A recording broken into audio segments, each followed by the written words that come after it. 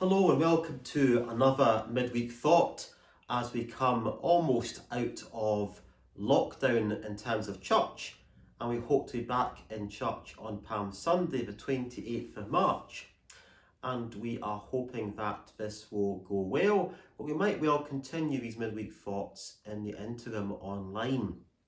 Now, I have been on holiday and I've been back to work for a couple of days, but on Tuesday I have this old telephone here. I don't always use it, but I always use it as a backup just in case the electricity supply fails, and I've got an old-fashioned telephone that I can use. But I was waiting for a call on Tuesday when I was off. I was told that this call was going to come in at 11 a.m.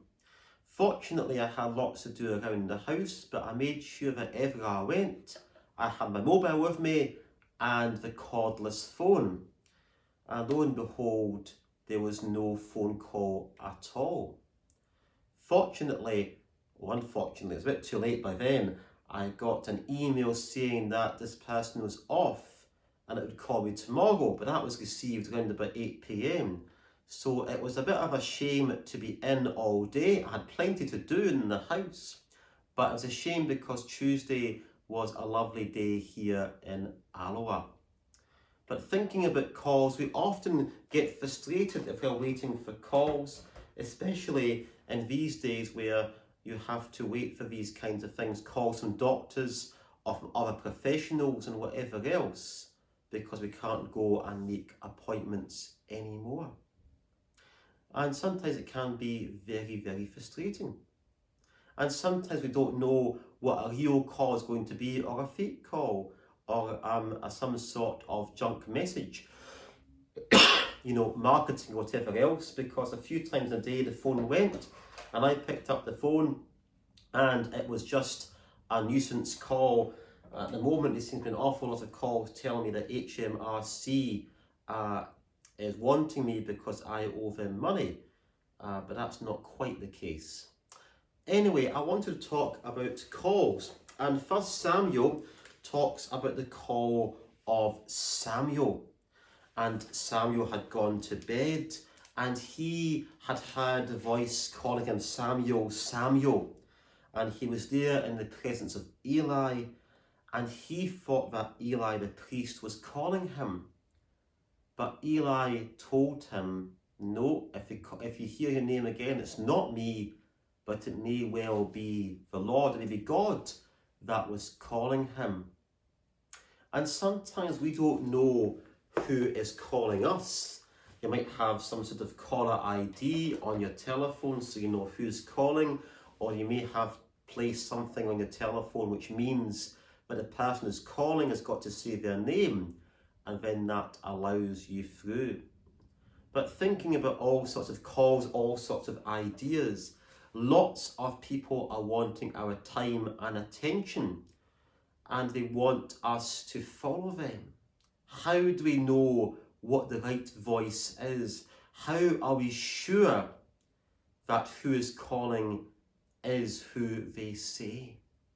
Very difficult things for us to do, and there's lots of things on the internet and lots of things in the newspaper that kind of tell us and warn us about how to identify a scam caller from a real caller, and not to speak to people at the door if you're not sure who they are.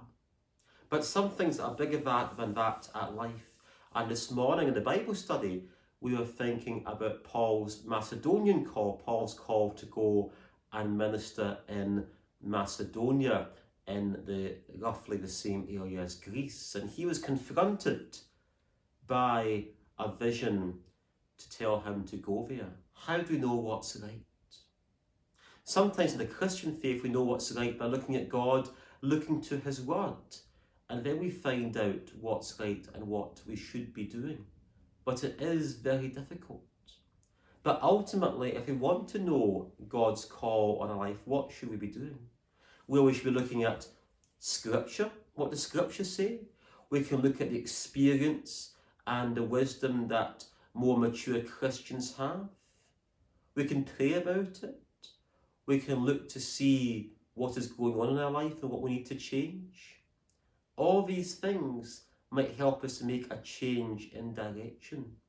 And sometimes people will frivolously talk about God's will and the call of God, but it can be, and it is, very real.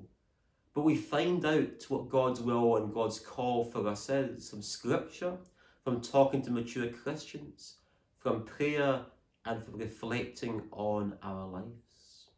Maybe some of us feel that our lives have been put on hold, although we do seem to have had some hope from Tuesday and the Scottish administration's guidance to us as to what's going to happen next.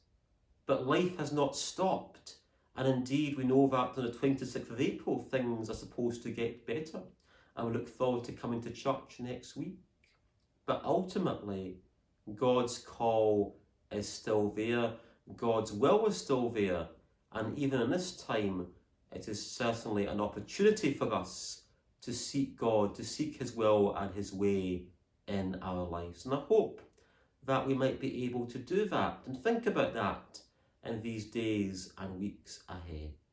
May God bless you all.